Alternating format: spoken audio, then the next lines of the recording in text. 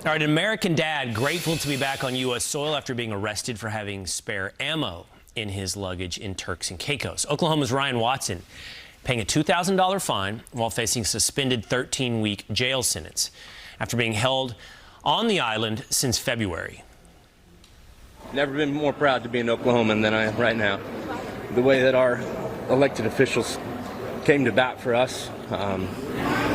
He adopted every one of us that were, all those guys adopted every one of us that were on that island that day, and man, they've seen us home. They never gave up, and I'm so incredibly blessed.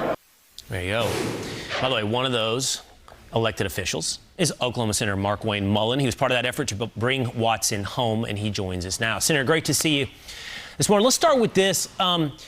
Talk to me about the effort, the communication with Turks and Caicos. I can't imagine they wanted all this bad publicity. I can't imagine they wanted a bunch of Americans locked up for spare ammo floating around in a backpack. You know, Will, what happened here is that they passed the law because they was having a tremendous amount of gang violence coming over from Jamaica and Haiti. And what they did is they passed a law that accidentally trumped what we call the Customs Act. And the Customs Act is designed just to do this. When someone's bringing something into a country that may be legal in their country but illegal in the other, instead of it having to deal with their international or the national law, they get it charged to the Customs Act when they're caught there. And in this case, it had a 12-year minimum sentence. And when we brought it up to Turks and Caicos, at first, I will tell you, it didn't go very well. In fact, the State Department was very unhelpful. I started working on this in April, and it finally got to the head where I had to get a delegation to go down there with me. And man, when I started talking to my colleagues like John Fetterman, Michael Cloud, Guy Rushenthal, Josh Burkeen from Oklahoma, and then we had Bob Good from Virginia, in which we all had guys from our state that was locked up. They all just jumped in on board. And when we got there, once again, Turks and Caicos was not very helpful, but I will tell you, they started changing the way they were looking at stuff. And at the end of the day, we got London involved, and I think the right decision was here. But at first, it didn't look good. It was a very difficult, hard push. But I'm glad cooler heads got together, and we're seeing positive outcomes. Really quick, you got London involved, you said, because Turks and Caicos still connected to the United Kingdom, and it took that kind of pressure. You're right. So London is still over Turks and Caicos, even though they're able to govern themselves.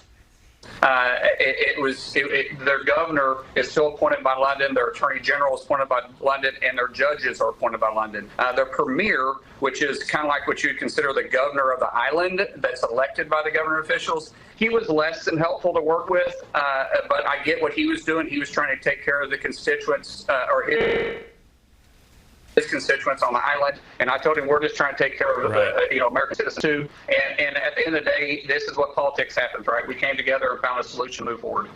A little bit of trouble with your connection, but we're getting you, Senator. It's just that eastern Oklahoma, far backwoods internet you've got there. We've got to work on, Senator. So I do want to ask you one last question, though, because here's the update, because we heard about all these different Americans, that have been detained in Turks and Caicos.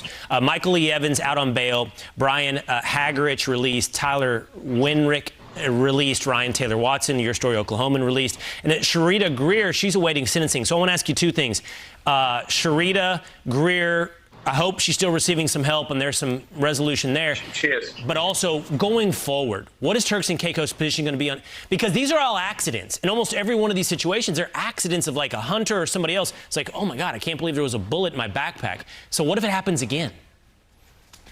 Well, keep in mind, there was no gun present ever. These are just individual bullets. Miss Gear's issue is much different. She actually got a bag out of her closet. She's never even shot a gun. She had this bag. She bought it, got out of her closet, and she bought it used at a thrift store or something. And anyways, it had 2 bullets in it. When she took it, she went on a Mother's Day trip with her daughter, and she was leaving. She had no idea the bullets were even there. Mm-hmm. That's probably the most egregious one out of all of them. So what we did moving forward is that they changed the law now to where It doesn't have a 12-year minimum sentence, and they separate guns and ammunition.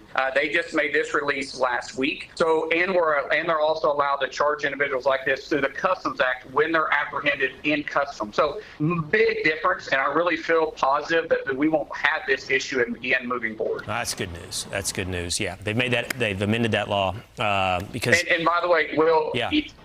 And Will, we are very involved still in all the cases. We won't rest until we have Ms. Gear back too. And I feel like she will probably be back the end of maybe next week or the 1st of July. Good news. All right, Senator Mark Wayne Mullin, great to talk to you this morning. Thank you.